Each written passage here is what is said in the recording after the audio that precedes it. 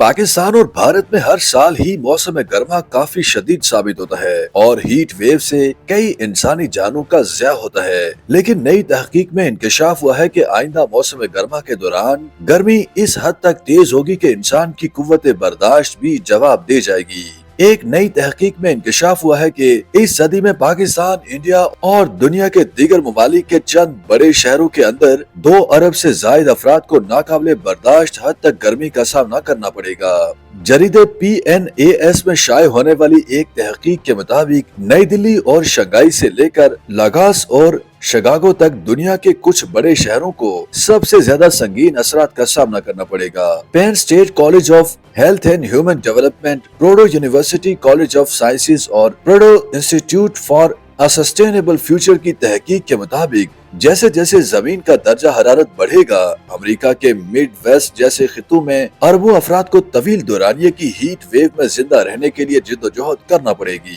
جنوبی ایشیا جیسے خطوں کے لیے صورتحال خصوصی طور پر سنگین ہو جائے گی، جو حالیہ برسوں میں موسمیاتی بحران کی وجہ سے پہلے ہی شدید گرمی کو دیکھ چکے ہیں، اور اگر عالمی درجہ حرارت میں موجودہ سطح سے 2 ڈگری سیلسیس یا اس سے زیادہ کا اضافہ ہوتا ہے تو گرمی اتنی شدید ہو سکتی ہے کہ ایسے علاقے قدرتی طور پر خود کو ٹھنڈا نہیں کر سکیں گے۔ پروڈو یونیورسٹی سے تعلق رکھنے والے اس تحقیق کے شریک مصنف میتھیو ہوبر کے مطابق یہ بہت پریشان کن ہے، اس سے بہت سارے لوگوں کو ہنگامی طبی امداد کی ضرورت پڑے گی۔ اقوام متحدہ کی 2022 کی ایمیشن گیپ رپورٹ کے مطابق موجودہ پالیسیوں کے تحت دنیا 2100 تک درجہ حرارت میں 2.8 سیلسیس اضافہ کرنے کی راہ پر گامزن ہے۔ اگرچہ تقریباً 200 ممالک کی جانب سے دستخط کیے گئے تاریخی پیرس معاہدے میں درجہ حرارت کو 1.5 سیلسیس تک محدود کرنے کی کوششوں کا مطالبہ کیا گیا تھا، لیکن پاکستان، بھارت اور خلیجی ممالک حالیہ برسوں میں مرطوب گرمی کی خطرناک سطح کو چھو چکے ہیں۔ اگر زمین گرم ہوتی رہی تو دنیا کے دیگر بڑے شہر بھی متاثر ہوں گے۔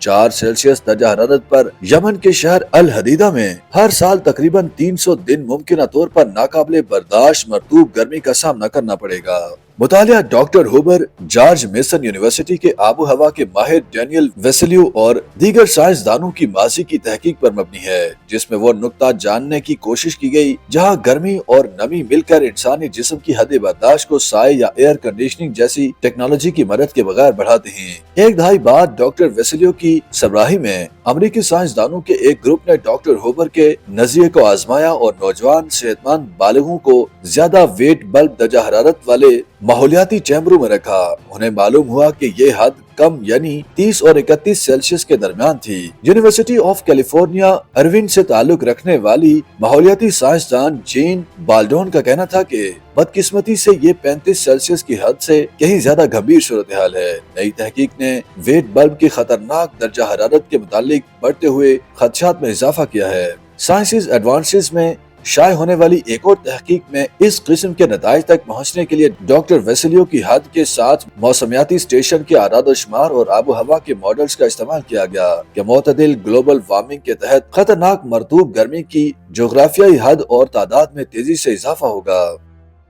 YouTube پر گوگلی نیوز دیکھنے کے لیے youtube.com کی سرچ بار میں گوگلی نیوز TV ٹائپ کریں۔ گوگلی نیوز کے پیج پر سرخ رنگ کے سبسکرپشن والے بٹن پر کلک کرنا نہ بھولیے۔ YouTube پیج پر اپلوڈ ہونے والی ویڈیوز سے باخبر رہنے کے لیے بیل آئیکن پر کلک کیجیے۔ آپ کو ہر نئی ویڈیو کے بارے میں نوٹیفیکیشن موصول ہو جائے گا۔